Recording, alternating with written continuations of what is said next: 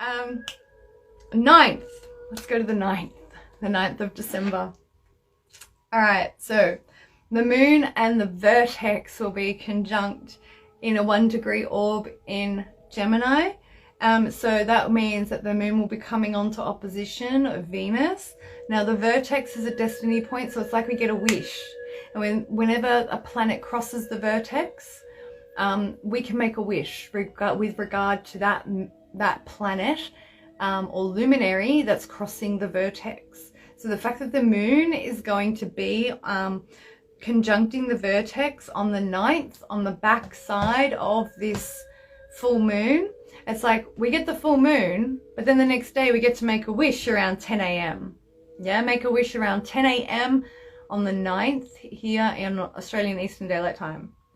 Now, Sun will trine over to Chiron, and also the moon will enter its void of course at 1713 hours. All right, the void of course makes ritual work and intention setting redundant. So ensure that you get your full moon writings and releasings and fire burnings and all of this done before 5:13 p.m.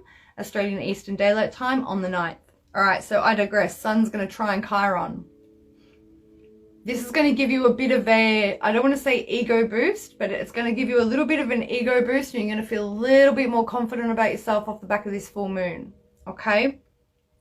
Because before then, the moon enters void of course and ingresses Cancer at 18:48 Australian Eastern Daylight Time.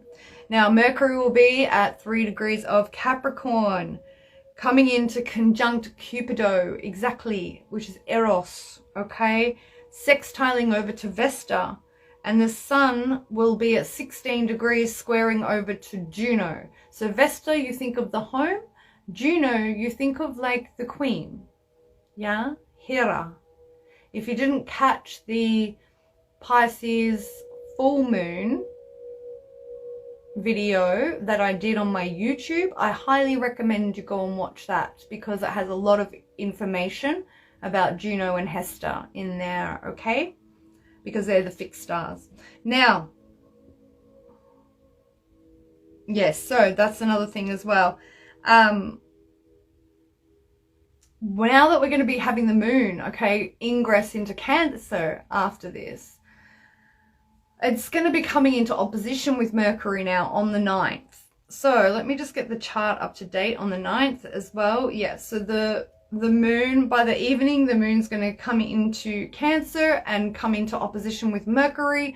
So on the 9th, on the back of this full moon as well, I would, for some of you, you're going to need space. I just heard you're going to be so highly emotional when Mercury comes in to oppose that moon on you guys. Like, you must check your charts as well, your own natal charts. But when Mercury comes on to oppose that moon, it's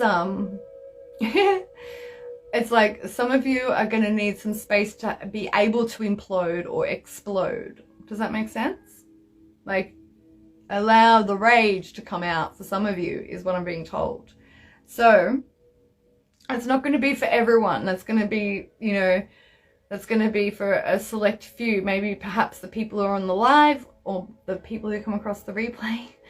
Yeah, so what messages, please, do we have for the 9th? Please.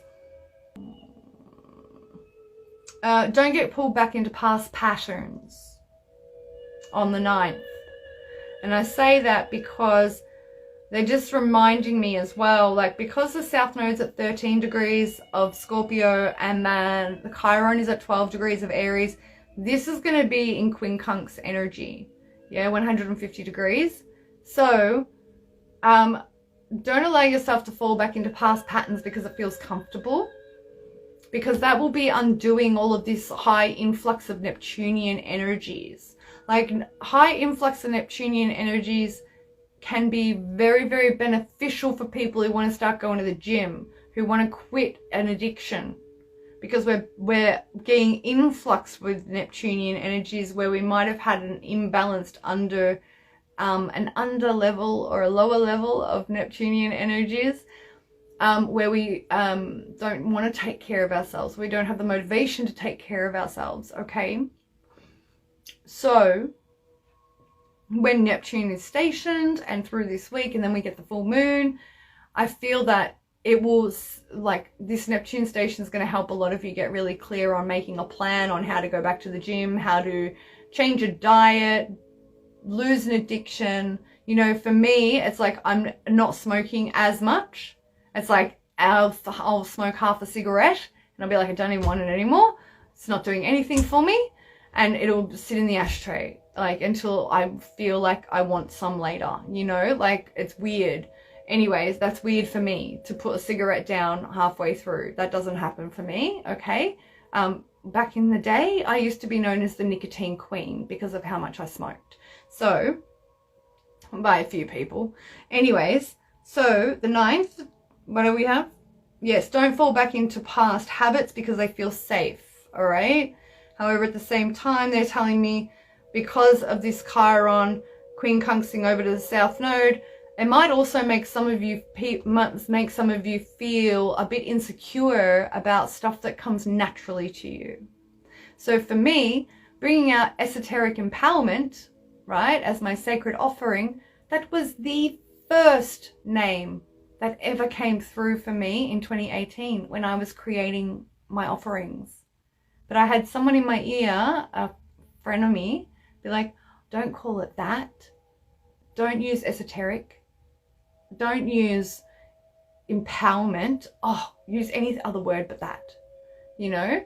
And so because I was like, oh, okay, like, you know, I want everybody to like it because I was still in my fucking people pleaser mode, you know?